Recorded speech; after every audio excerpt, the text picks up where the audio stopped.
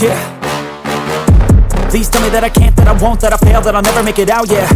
Please tell me all the bad, never good, fill my head full of every single doubt, yeah. Please say any negative thoughts, I pop off when I hear people say I cannot. I get off to the thought of proving everyone wrong, I won't stop to the top, so you better back off and get lost. I'ma stay loud, stay proud, never running out, never heading south. I'll be spreading out, call it word of mouth, can't put me down, I'll be getting loud. You can have your doubts, not what I'm about, have your f***ing cloud, it be raining now. I keep making sound, go another round, I'm legend bound, can't stop me now.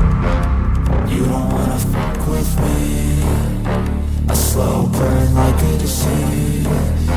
Just tell me that I can and I'll show you things that you couldn't believe. Just tell me that I can. Just tell me that I can. Just tell me that I can. Just tell me that I can.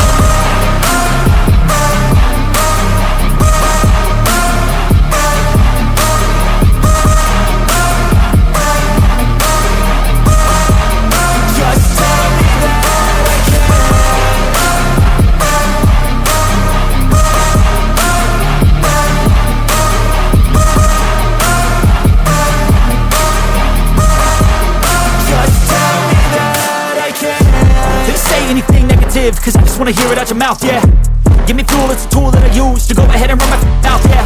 I take shots, I take loss, I make shots, I miss lots. That's how you get big box, you get yachts, you swing lots and pop off a big shot.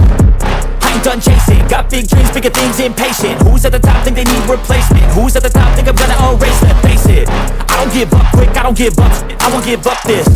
Cause I know that I want it, know that I'm on it, I'll make it, I promise.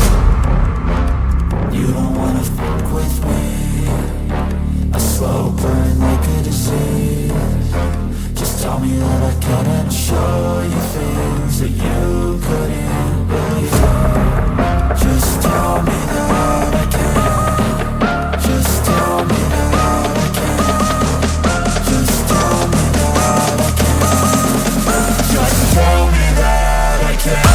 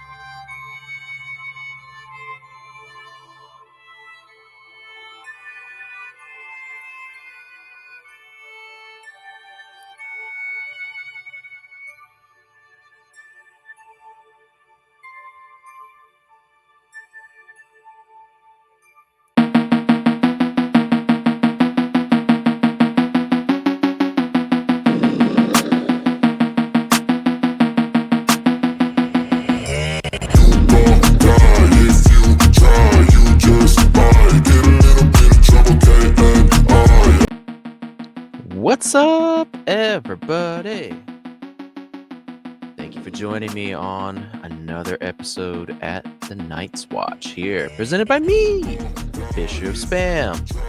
Now, tonight's episode is very near and dear to my heart. So, what we are going to do is cover Stardust Ranch. Now, I'm going to do this in multiple installments.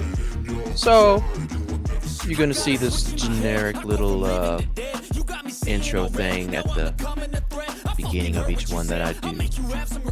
So you know, yeah, that's why I haven't changed a shirt or something. So I'm just gonna like give you guys the intro of everything, and yeah, we're gonna do. I guess you could say everything in like a actual traditional interview type style. Although it's going to be a little difficult because our subject, John Edmonds, is kinda unalived. Of natural causes. No worries. Everything's good. So I'm just gonna give you guys a little bit of a rundown, and then we'll get straight into the interview. Alright? So, I guess the way I need to start this off is by saying that I first heard this story in 2020 from the Hollow Sky podcast. And those guys did such a great job. I mean, their breakdown of the story just holds a special place in my heart. And mine, obviously. Because I've held on to it for this long. So, one thing I would say is, when this episode is done, and we haven't covered it all, if you want more, go check them out. Anyways, shout out, yada yada. Let's see here. Let's get into this, right? Alright, so, the story really should have just been ordinary, and nothing eventful happened. You know, John is tired of the hustle and bustle of the city and wants to get out and buy his own ranch and do his thing out there. Alright, so this turned out to be one of the most crazy stories that I've ever heard. And really turns into a good story of how not to get abducted. Sure, why not? And you'll see why eventually.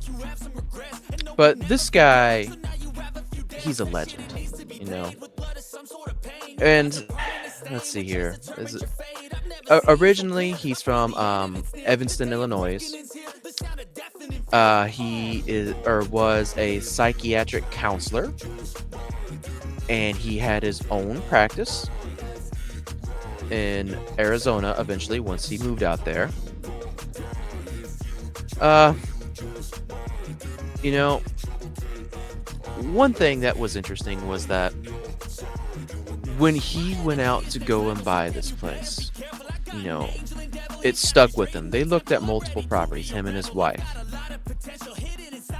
But this one stuck in his mind. He couldn't get away from it. This is where he wanted to be. This is where he saw endless possibilities. His wife, on the other hand, had the feeling of dread when they saw this place. But she couldn't talk him out of it. You know, and Joyce, to her credit, she was a real ride or die babe. You know, she stuck by her man. He was just in love with this property.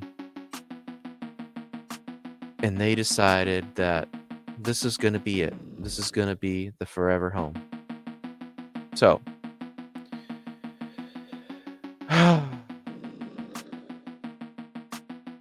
little did they know what the ranch had in store for them. So, let's buckle up and get at it and send it!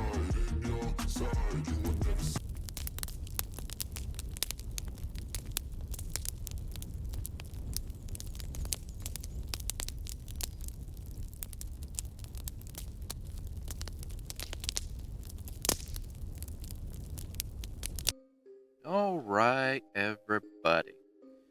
Thank you for joining me tonight. And, you know, welcome back for Stardust Ranch Part 2. Now, last time, we just started to break down the insanity that is this story. John and his wife a ranch with the intent to raise horses and dogs.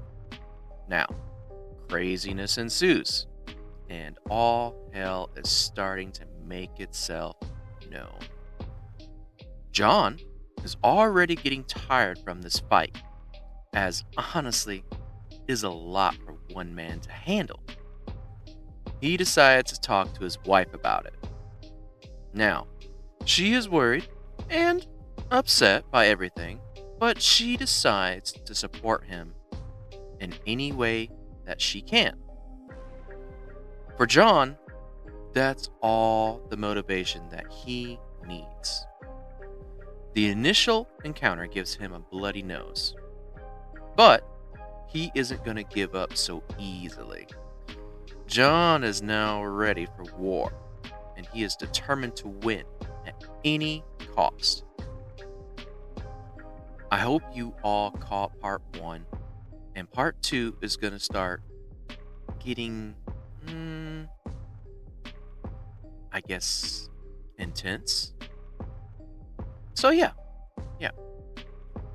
That being said, buckle up, and let's send it. Yeah.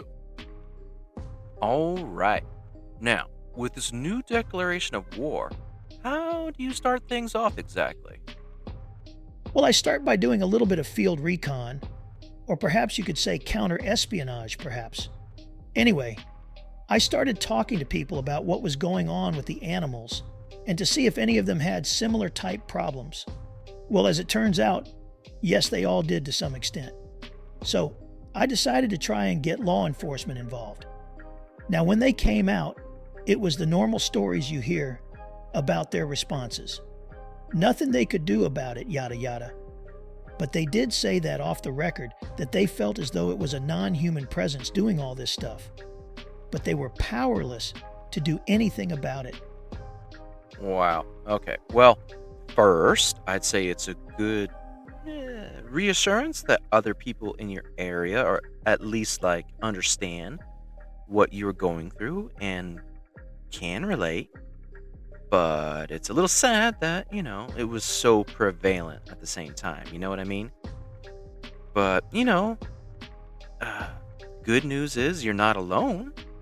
And, it's really interesting that the police even admitted, off the record or not, at least they admitted it to you that, yeah, it's a thing. So, that sounds like vindication to me. My thoughts exactly.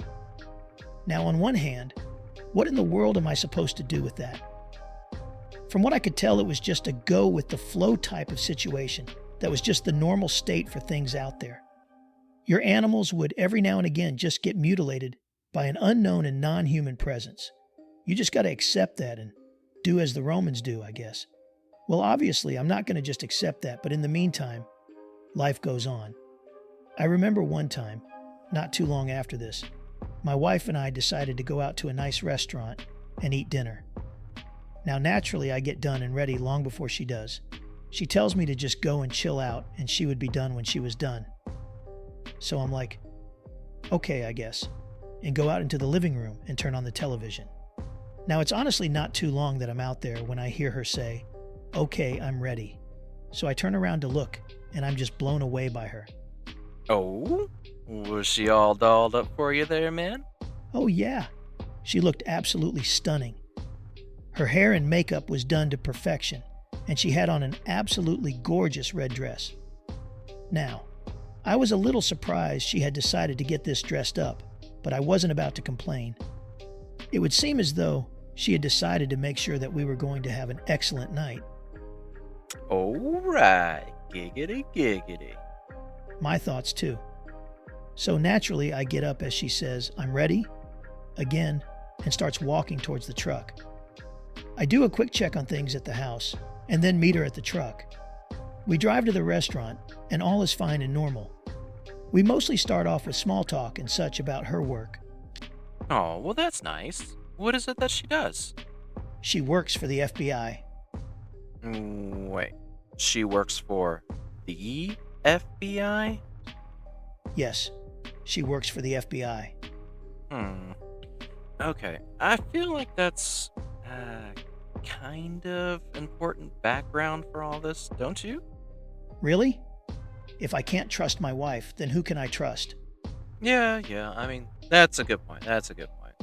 I mean, I can't imagine she would have anything too nefarious in mind for you. I mean, if she did, she would have probably already done it by now, right? Right. And the only one having nefarious thoughts at the moment is me. The dress is just doing it for me at that moment. Anyways, I started telling her about my plans for the ranch. I want to upgrade the watering system for the horses and would like to get about 30 more dogs. I really do love those things. Yeah, it really seems like you do. Honestly, I'm pretty amazed that you can even afford to feed that many, let alone, get more. That's impressive, man. That's really impressive. Yeah, but to me, they really are worth it. So anyways, she now says that she needs to use the restroom. So I'm like, okay, see you in a second. Now I feel a slight pinch on my waist and noticed it was my cell phone. Now this whole time, I had it turned off. So I turned it back on, and I was just suddenly blown away by all the missed calls and voicemails. Now oddly enough, they were all from the landline at the house. So I listened to my voicemail, and it is my wife. She is just irate at me for leaving her at the house. Well, obviously that can't be correct because my wife is here and just went to the bathroom. So I called her back, and yeah, it really was her. She is very mad at me, to say the least. But I calm her down and let her know that something is going on, but to just trust me. I will see her in about 45 minutes. Oh my gosh. Okay, whoa. So, your real wife is still at home, and essentially there's a doppelganger out to dinner with you who presumably will be back in any second. So what's exactly the move in this situation, man? This is I've never heard of this before. What do you do? Well, I just decided to wait for whatever this was to get back and just confront it. It took about 3 minutes. Now, when it sat back down, it crossed my mind that I hadn't really made eye contact with it this whole time. It in turn didn't really look at me either. I'm not sure why, but yeah, that was the situation. But now I was determined to remedy that. I stared at it until it finally made eye contact with me. When it finally did, let me just say it was like a knowing that passed between the both of us. Its eyes went jet black. Oh, yeah, right. I guess when that happens, there's no doubt about who the real one actually could be. I mean, sounds to me like you got some kind of BEK type situation. Well, I guess without the K, but you know what I mean. But wait. Now, you said that you saw her before you left. How did you not notice that things were, off? That seems a little sus. Well, to be fair, yeah, I did look at her in the face, but well, I guess you could say that I was just drawn more to her assets. Plus, my mind was instantly going to other potential outcomes for later, I guess you could say. No, yeah.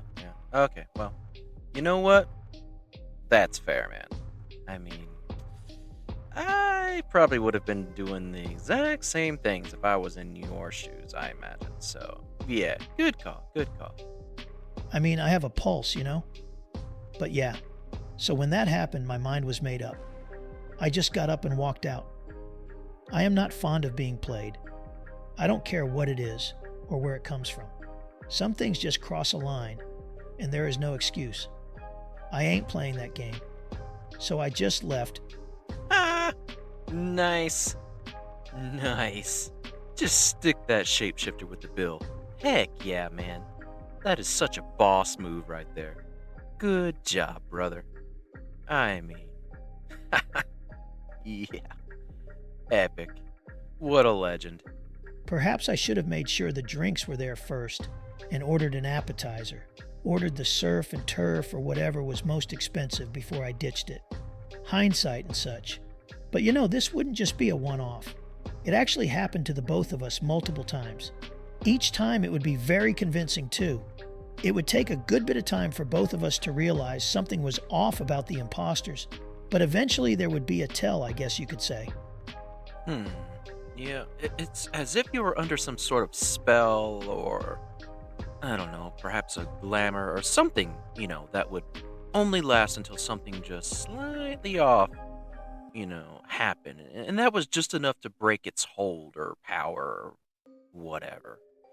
But, to be fair though, they can do some crazy stuff with whatever power that actually is. I mean, who knows, right? But one thing is, that nothing that they ever do is 100% perfect, Oh yeah, and trust me, I know where your mind is going with that. It's a good observation, and definitely something I hope the audience takes away from this. Anyways, so all is well after some explaining and some time, but remember it's just time for war at this point. I just can't handle waking up anymore to see all these cuts and wounds on either of us. I wish I would have woken up during all that. Some kind of fighting back is what I longed for. Now, I didn't really keep my firearms in the bedroom with us. This was a brick house, and I didn't want to run the risk of shrapnel or something hitting my wife. That was just a risk that I wasn't willing to take. But I did keep plenty of knives and bats all around the house. And I can understand that. I mean, to me, it really shows how much you really love your wife, Although I would be lying if I didn't say that you accidentally pinging your wife in the head with a bat wouldn't be a little funny. But yeah, I mean, assuming that it's a doppelganger, right? So, yeah, that's where I'm going. But yeah, hopefully that didn't happen. No, that never happened. If it did, I would have been unalived long before I actually was. It wouldn't have been from natural causes either, that I can promise you. But I can remember one night when I was right at the cusp of sleep, and I felt a cold and clammy hand brush against my own hand and go up my inner arm. It was kind of sensual in a way, but I don't really care. It just freaked me out, and I just jumped up and grabbed the bat and just sort of started blind swinging until I made contact with something. Now, once I made contact with something that was body-shaped, I just started to let loose on this thing until it stopped moving. When I was done with it, it just started making a hissing noise, kind of like a tire that had a hole in it or something. So, did it sound like it was deflating or something? Yeah, that is how it sounded. Now, that is very interesting. It's almost as if it was an empty vessel that could be inhabited by a wind or something. Or at least, that's just what it reminds me of. I don't know what to make of that. But either way, man, that's very interesting. Well, anyways, I felt able to turn the lights on at this point. When I did, there were actually 3 classic grays there.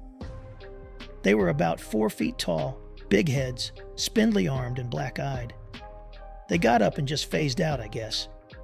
It makes me wonder if I did deflate the one or not, or if that's just the way they sound when they hiss at you or something. Bro, what in the actual heck? I mean, okay, what if you just got the one and the rest just decided to, get out of there? I mean, seems like a smart move to me. But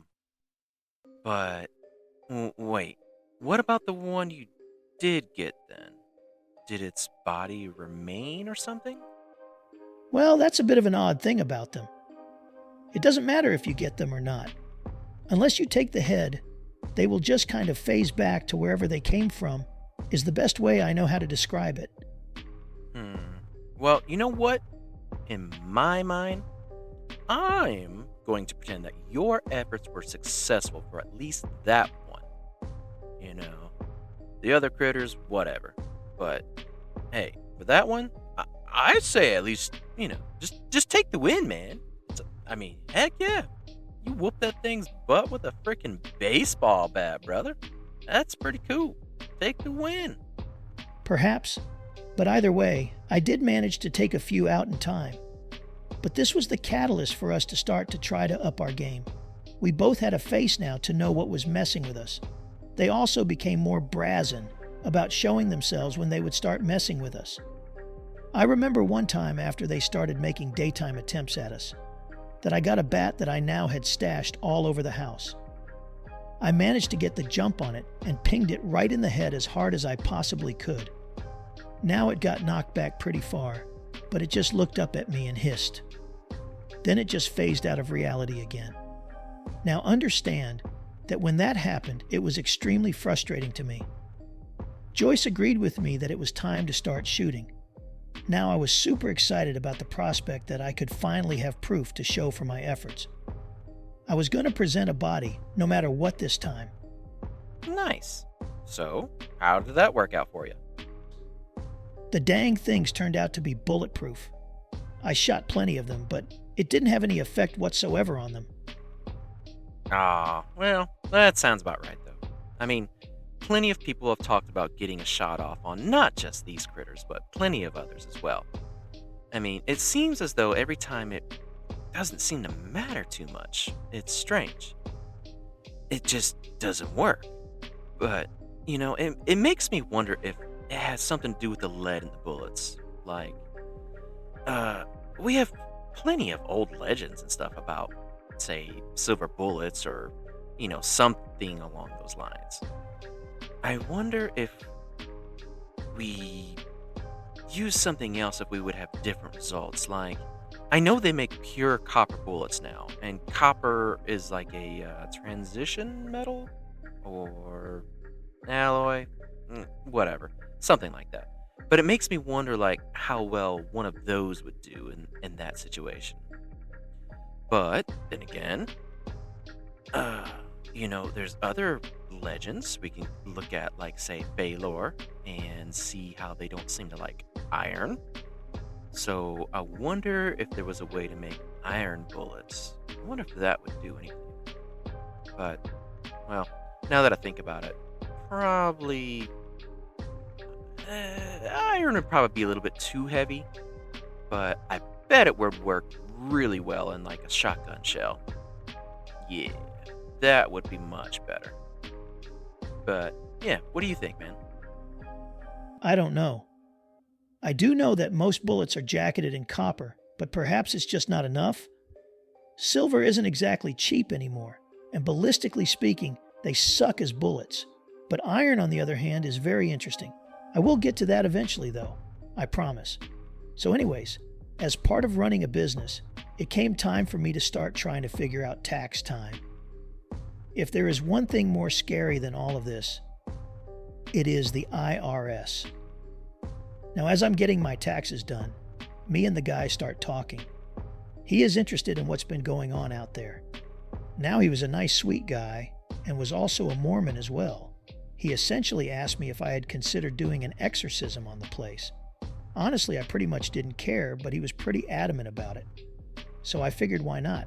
So, not too much time passes, and Fred the tax man and two other guys end up showing up to do just that. Well, that's awfully nice of them. How'd that end up going? Well, they showed up and started doing their thing. Oddly enough, the house started responding to them. It was as if a low humming or murmuring was coming up through the pipes. It was pretty strange. But to their credit, as they certainly did hear it, they didn't waver at all. They kept on with their blessings and such.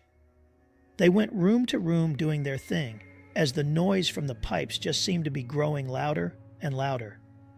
Now, once they got to the master bedroom, things started to ramp up for them.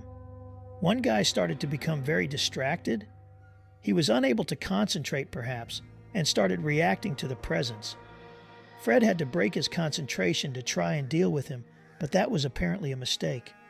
As soon as he did, all three got a look of horror on their faces, and the one guy who broke first started vomiting everywhere. Now, after he got himself to stop, he ran out of there and ran to their vehicle and locked himself in with the other guy. To Fred's credit, he just kept on with his mission. At this moment, the sounds from the pipe stopped, but moved to the well instead. Now it was sounding like a beast from the pits of hell was speaking and was fixing to bust through at any time. Apparently, this was just too much for even Fred, so they decided to leave. Now the wife and I are just hanging out on the front porch, watching them leave down the desert road. I'm a little disappointed by it all, but honestly, nothing really surprises me anymore. Poor Joyce. She was more upset by the amount of vomit to clean up. Odd that the so-called aliens reacted in such a way at all. But who knows, right? Interesting. Well, I'm not really too surprised that it didn't work. I mean, I don't think that aliens are truly aliens, and I know, I guess is the best way to put it, that they actually have a demonic origin. But, yeah, as for the Mormons, you know, I don't really like to throw shade or judge anybody or anything, but yeah, I'll just say that I'm not surprised. But I guess what I'm trying to say is by that is like, folks, go do your own research out there. The Bible warns us over and over and over about not trusting every single angel that comes, all dressed up and covered in light you're not supposed to trust them. I mean, we're told this over and over. They have to tell you whom they serve and all that. I mean, like, there's a whole process to all that. So, yeah, don't trust every single angel that shows up to you. That's what I'm trying to say. But,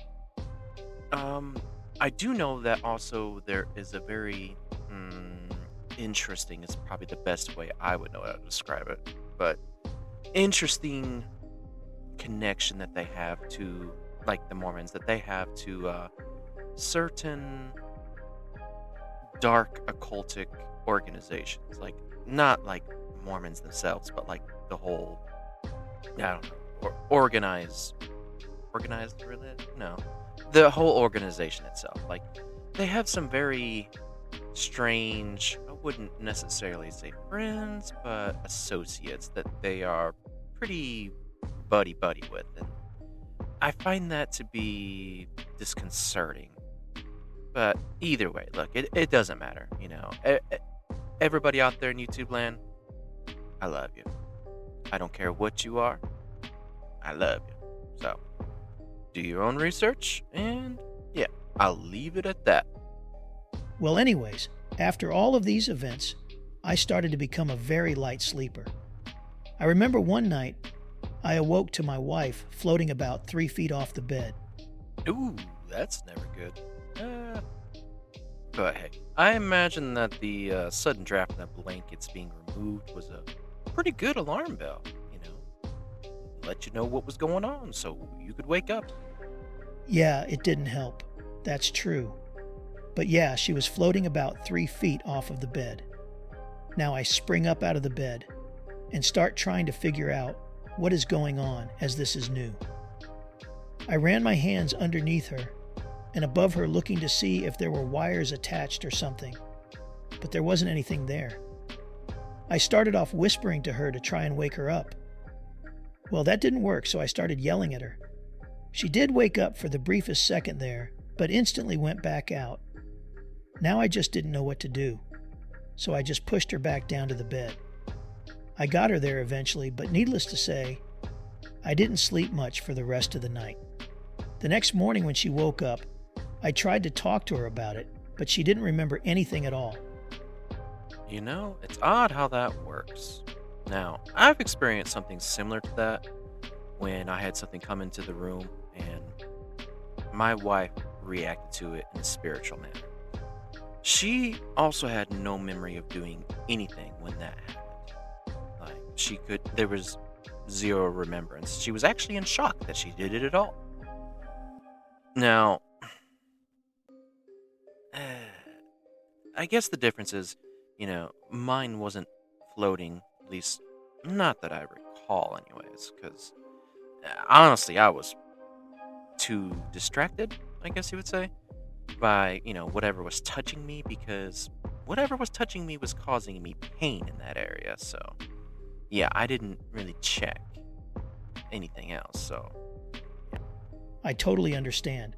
Well, unfortunately for us, it became a more and more common occurrence.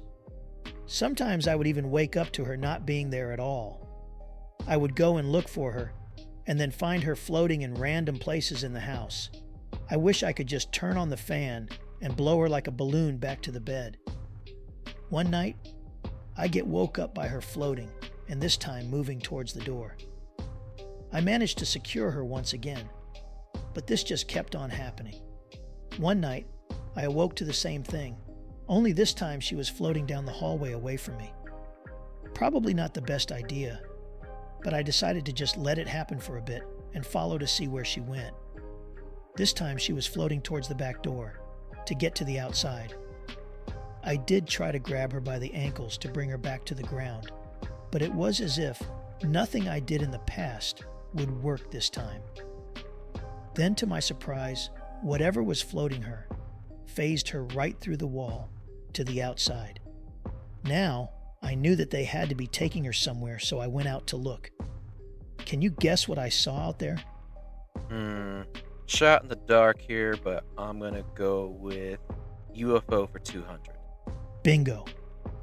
So this UFO was about 100 feet above the ground and was also about 100 feet in diameter. Now I felt as if there was no time to lose, so I rushed back in and grabbed my AK-47 and went back out. I aimed directly at the light source under the craft. The light was a bluish white light, and just started to unload that thing at the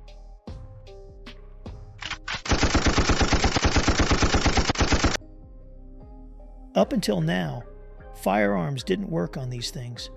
For whatever reason, however, this time it did work. It dropped her, and I was able to rush over there to pick her up. This time, for whatever reason, she actually remembered every bit of it. Well, you heard it here, folks.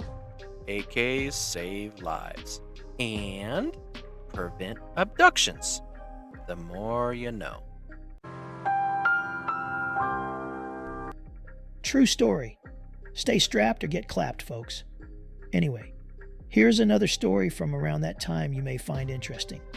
So I really enjoyed just taking a drive and going out into the desert at times to kind of unwind, I guess.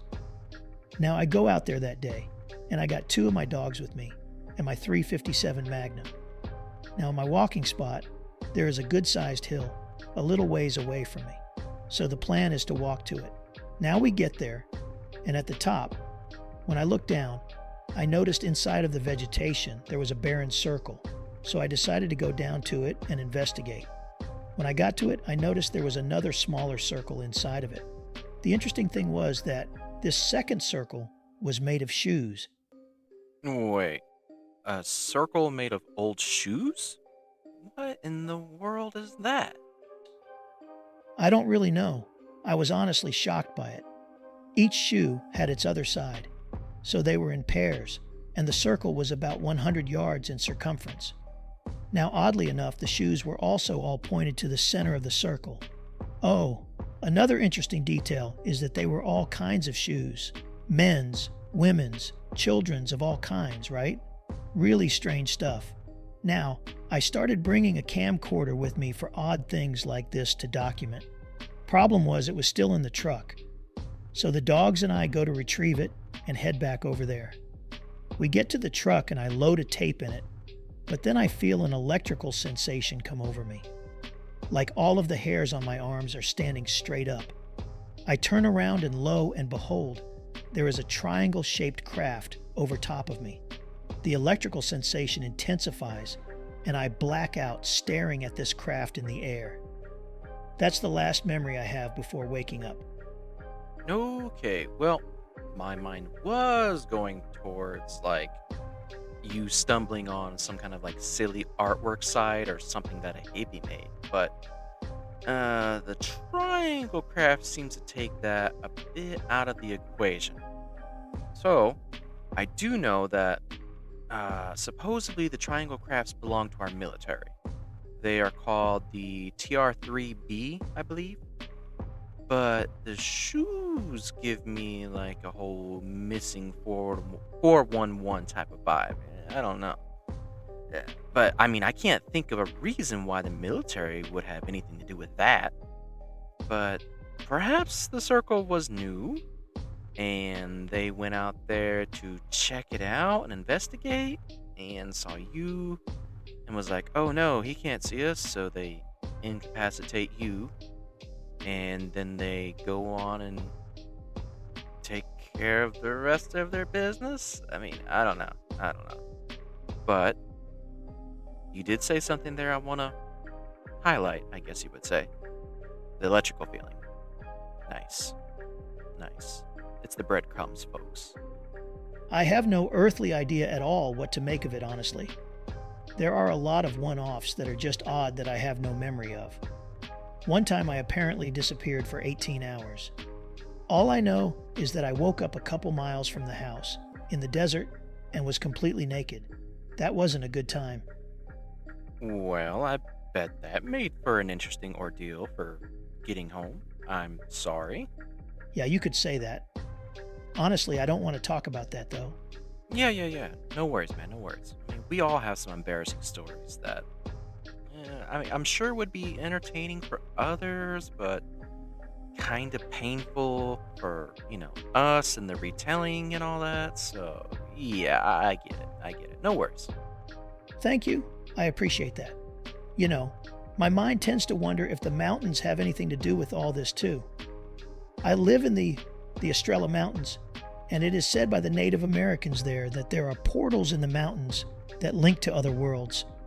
I mean, hikers go missing out there all of the time. It makes me wonder about what is really going on out there. Yeah, for sure. It's very interesting. One thing I do know about, the mountains and such, they're often associated as a seat of power, or even a throne, if you would, used by the gods. Now, for me, that's obviously lowercase g gods, and the Bible backs that up as well. So, and I also find it very interesting that almost every single UFO case that I ever go over, there is always mention of these UFOs coming from the mountains before whatever kind of shenanigans end up unfolding. It never seems to not be a thing. We're always out here hunting rabbits, and then bada bing, bada boom, here they are coming from the mountain. Crazy. I mean, but yeah, man. Thank you for sharing that little detail with my audience. My property is crazy, obviously being where it is. But I wonder if there is more to this mystery around that no one talks about because they're so used to it. Or is it because people are scared of the consequences? I don't know. There's just so much to discover about this place. Enter the MIB.